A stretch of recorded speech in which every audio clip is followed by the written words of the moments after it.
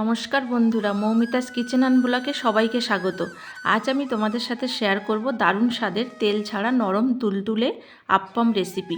এটি কিন্তু বানাতে খুব কম সময় লাগে এবং এটা কতটা সফট হয়েছে দেখে তোমরা বুঝতেই পারছো। আর এটা কিন্তু খেতে অসাধারণ লাগে। আর আমি সাম্বার ডালের সাথে পরিবেশন করেছি। আমার এই সাম্বার ডালের রেসিপিটা আমার চ্যানেলে দেওয়া আছে, তোমরা ওখান থেকেও দেখে নিতে পারো। চলো তাহলে দেখা যাক কীভাবে আমি রেসিপিটা বানাই।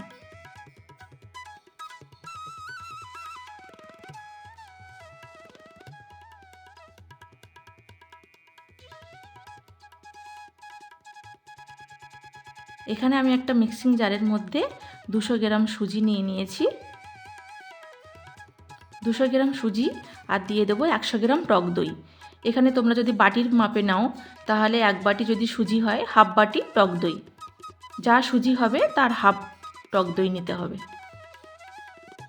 আর এখানে দিয়ে দিলাম একটু সামান্য লবণ, লবণটা অল্প করেই দিলাম। আর দিয়ে দেবো একটু জল,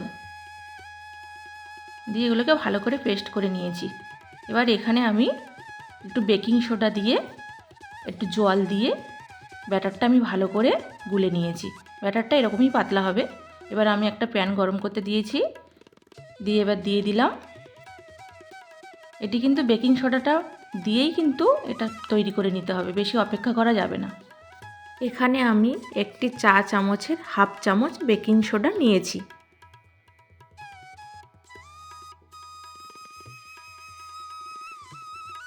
এটা তোমরা ঢাকা দিয়েও করতে পারো, আবার এমনি খোলা রেখেও করতে পারো। এটা কিন্তু তৈরি করতে বেশি সময় লাগে না, 1 মিনিটেরও কম সময় এটা হয়ে যায়। আর এখানে আস্তে আস্তে দেখতে পাচ্ছ ছিদ্র ছিদ্র হয়ে যাচ্ছে। এরকম যখন ছিদ্র ছিদ্র হবে তখন বুঝতে হবে যে ব্যাটারটা ঠিকঠাক আছে।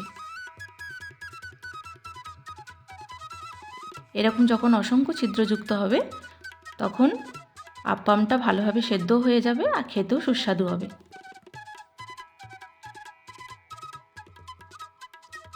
দেখতে পাচ্ছ কত সুন্দর হয়েছে। এবার আমি এটাকে তুলে নিচ্ছি। এবার এইভাবে আমি সবকটা আপ্পামকে বানিয়ে নিয়েছি। তো বন্ধুরা, আমার ভিডিওটি কেমন লাগলো অবশ্যই তোমরা কমেন্ট করে জানিও। এবার যদি ভালো লাগে আমার চ্যানেলটি অবশ্যই সাবস্ক্রাইব করার অনুরোধ রইল এবং বন্ধুদের সাথে শেয়ার করতে ভুলো না।